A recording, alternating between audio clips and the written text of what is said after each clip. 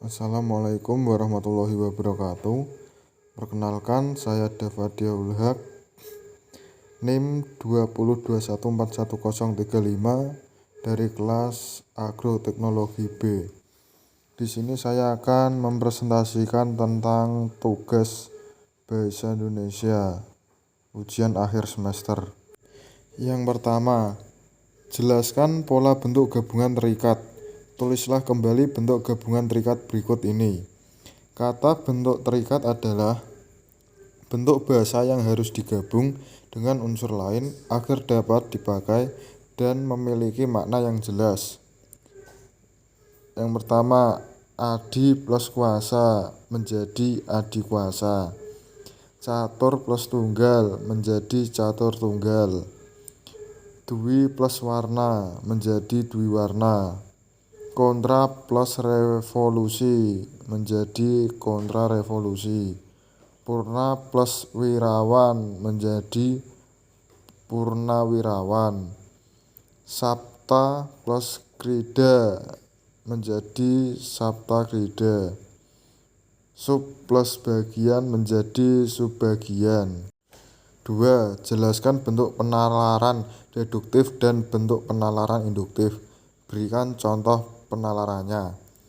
Penalaran deduktif adalah proses penalaran untuk menarik kesimpulan berupa prinsip atau sikap yang berlaku khusus berdasarkan atas fakta-fakta yang bersifat umum. Contoh, buah mangga berwarna hijau dan rasanya manis. Buah jambu biji berwarna hijau dan rasanya manis. Bisa disimpulkan bahwa penarikan kesimpulan bahwa buah berwarna hijau rasanya manis. Penalaran induktif adalah paragraf yang diawali dengan menjelaskan permasalahan-permasalahan khusus atau mengandung pembuktian dan contoh-contoh fakta yang diakhiri dengan kesimpulan yang berupa pernyataan umum. Contohnya, jika tidak ada makanan, manusia akan kelaparan. Jika makanan tidak ada, jadi manusia akan kelaparan. Berikutnya nomor 3, jelaskan dan berikan contoh transkripsi dan transliterasi. Transkripsi adalah pengalihan tuturan atau yang berwujud bunyi ke dalam bentuk tulisan. Penulisan kata, kalimat, atau teks dengan menggunakan lambang-lambang bunyi. Berikut ini adalah contoh jawakan hasil penelitian Wiwi Kartiwi. Deung deleu sima deulu.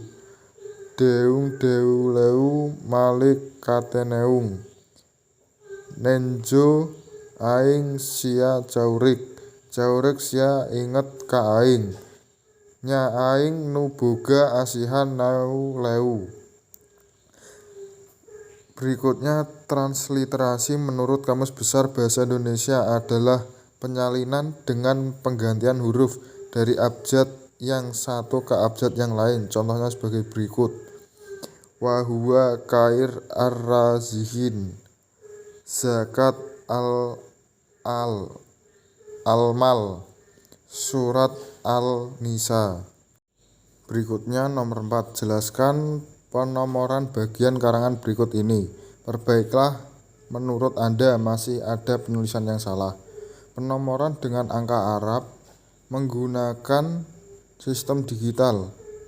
Angka terakhir dalam sistem digital tidak diberikan titik, akan tetapi bila satu angka diberi tanda titik. Yang kiri contoh yang salah dan yang kanan contoh yang benar. 1. Tahap persiapan program. 1. Tahap persiapan program. 1.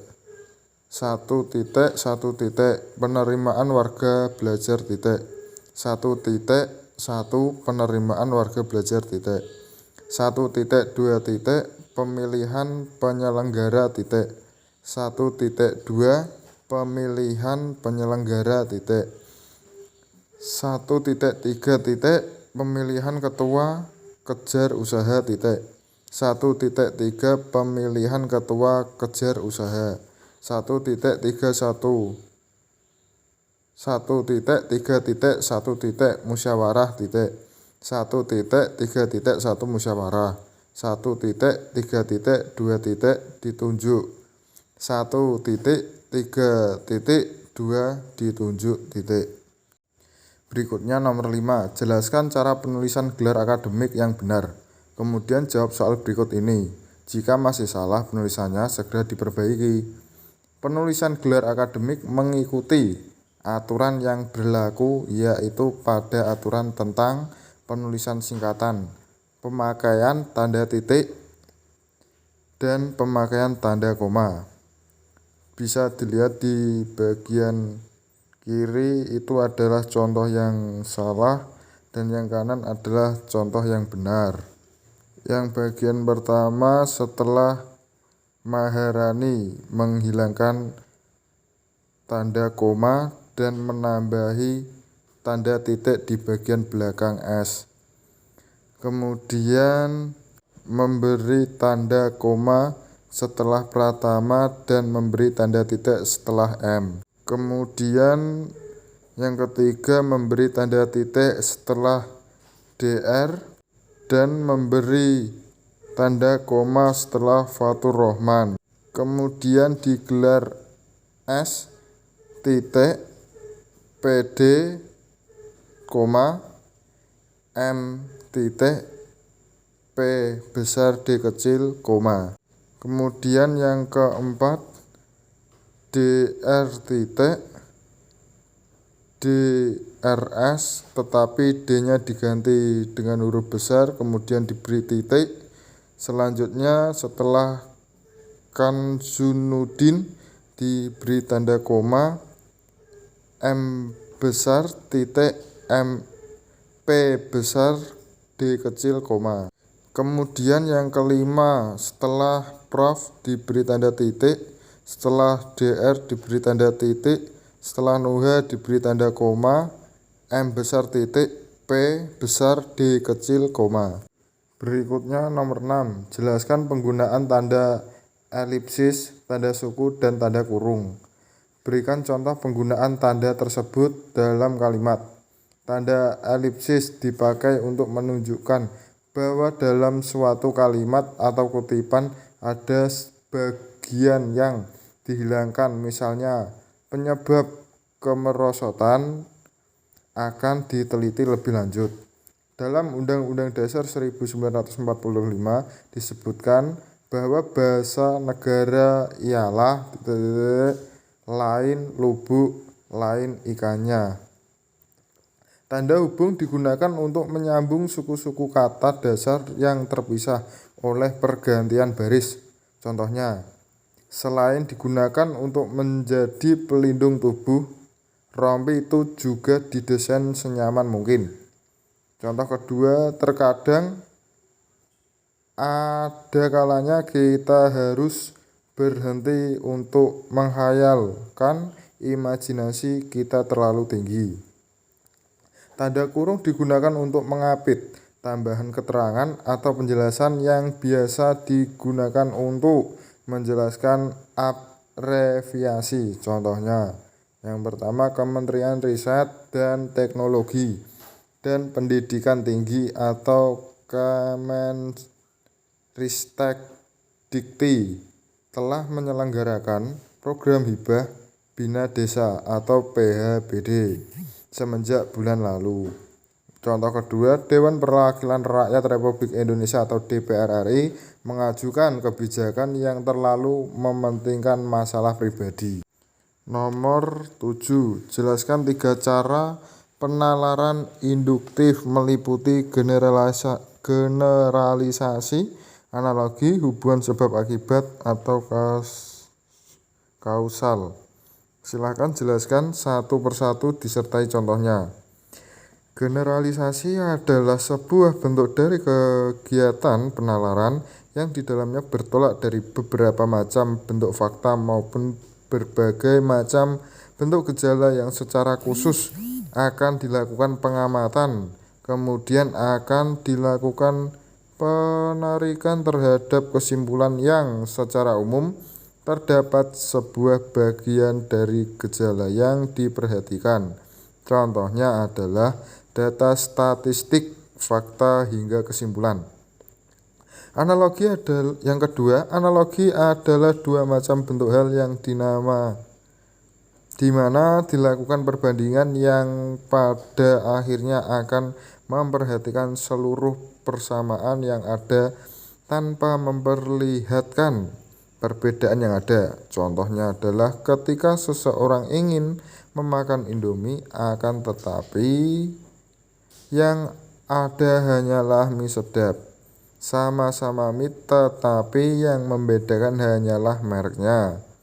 Contoh yang ketiga, sebab akibat adalah proses penalaran yang dimana pada akhirnya akan diselesaikan dengan melakukan penggemukan dari fakta yang hanyalah akan berbentuk sebab dan pada akhirnya akan menciptakan akibat. Contohnya adalah ketika hutan ditebangi, maka yang akan terjadi adalah banjir. Selanjutnya nomor 8, jelaskan yang dimaksud dengan silogisme. Berikan contoh silogisme. Silogisme adalah sebuah penalaran deduksi yang dilakukan secara tidak langsung. Silogisme juga dapat diartikan sebagai sebuah argumen deduktif yang memiliki dua premis dan sebuah kesimpulan. Berikut adalah beberapa contoh kalimat silogisme, yakni jika musim kemarau, sungai akan mengering. Contoh kedua, sekarang sungai mengering. Dan yang ketiga, jadi sekarang musim kemarau. Seperti itu. Ya, kita lanjut nomor 9. Apa yang dimaksud dengan konjungsi? Sebutkan jenis-jenis konjungsi dan berikan contoh penalaran konjungsi. Konjungsi diartikan sebagai kata atau ungkapan penghubung antar kata, antar frasa, antar klausa, dan antar kalimat. Yang pertama, konjungsi koordinatif merupakan konjungsi yang menghubungkan dua unsur atau lebih yang sama pentingnya atau memiliki status sintaksis yang sama. Contohnya adalah dan, atau, dan, tetapi. Berikutnya, konjungsi korelatif adalah konjungsi yang menghubungkan dua kata, frasa atau klausa yang memiliki status sintaksis yang sama. Contohnya adalah baik, maupun, tidak hanya, tetapi juga, demikian, sehingga, entah, dan jangankan pun. Seperti itu. Selanjutnya, konjungsi subordinatif adalah konjungsi yang menghubungkan dua klausa atau lebih dan klausa tidak memiliki status sintaksis yang sama. Salah satu dari klausa itu merupakan anak kalimat dari induknya. Berikutnya, konjungsi antar kalimat itu menghubungkan satu kalimat dengan kalimat yang lain. Posisinya selalu memulai suatu kalimat yang baru dan tentu saja huruf pertamanya ditulis dengan huruf kapital. Contohnya konjungsi antar kalimat adalah biarpun demikian atau begitu, meskipun demikian atau begitu, kemudian, sesudah itu, selain itu, sebaliknya, sesungguhnya, bahkan, tetapi, kecuali itu, dengan demikian, oleh karena itu, dan sebelum itu. Selanjutnya nomor 10. Wacana terbagi menjadi 5, yakni wacana narasi, deskripsi, eksposisi, argumentasi, persuasi. Jelaskan ciri dan perbedaan tiap wacana tersebut serta berikan contohnya. Wacana narasi merupakan jenis wacana yang berisi berita. Wacana ini menceritakan sebuah kejadian secara berurutan berdasarkan waktu kejadian.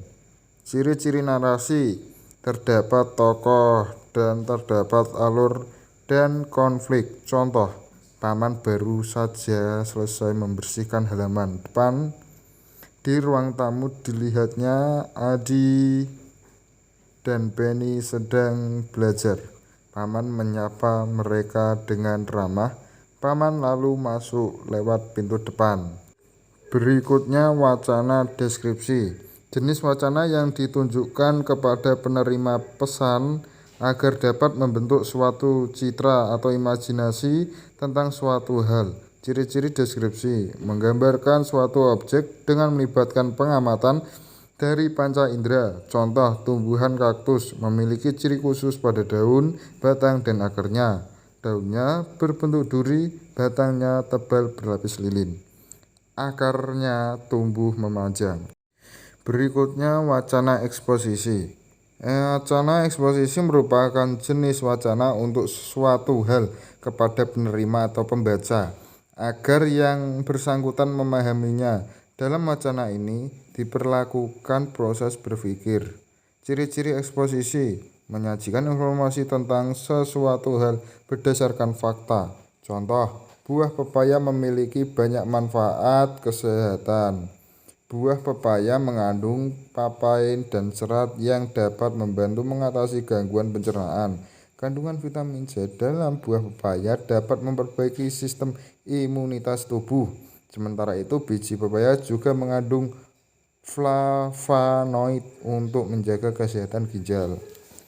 Selanjutnya, wacana argumentasi merupakan jenis wacana yang berusaha mempengaruhi pembaca atau pendengar agar menerima pernyataan yang dipertahankan, baik yang didasarkan pada logistik maupun emosional. Ciri-ciri argumentasi berisi pendapat yang didukung dengan data dan berusaha meyakinkan pembaca dengan data yang disajikan. Contoh, kerukunan warga sekolah harus dipupuk agar tercipta suasana belajar yang nyaman dan menyenangkan.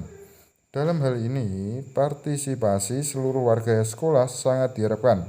Upaya menjalin kerukunan tersebut harus dilakukan di setiap bentuk kegiatan. Sikap saling menghargai antar warga sekolah merupakan kunci utama.